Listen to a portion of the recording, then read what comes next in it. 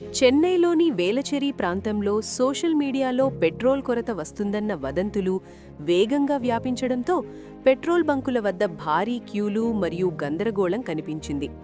కొంతమంది స్థానికులు భయంతో బైక్ ట్యాంకులు మాత్రమే కాకుండా ప్లాస్టిక్ క్యాన్లలో కూడా పెట్రోల్ నింపుకుంటూ కనిపించారు. అయితే అధికారుల ప్రకారం ప్రస్తుతం ఇండియాలో పెట్రోల్ లేదా డీజిల్ కొరత ఏదీ లేదు. సరఫరా వ్యవస్థ సక్రమంగా కొనసాగుతోంది. నిర్ధారణ లేని సోషల్ మీడియా పోస్టులు మరియు గ్లోబల్ ఉద్రిక్తతల గురించి వచ్చిన వార్తలు ప్రజల్లో భయాన్ని పెంచి ఎదురయ్యే పరిస్థితి కోసం పెట్రోల్ నిల్వ చేసుకోవాలనే ఆలోచనకు దారితీస్తున్నాయి. నిపుణుల మాట ప్రకారం ఈ విధమైన పానిక్ బయింగ్ వల్ల కృత్రిమ డిమాండ్ ఏర్పడి బంకుల వద్ద క్యూలు పెరుగుతున్నాయి. కాబట్టి వదంతులను నమ్మకుండా ధృవీకరించిన సమాచారం మాత్రమే నమ్మడం చాలా ముఖ్యము.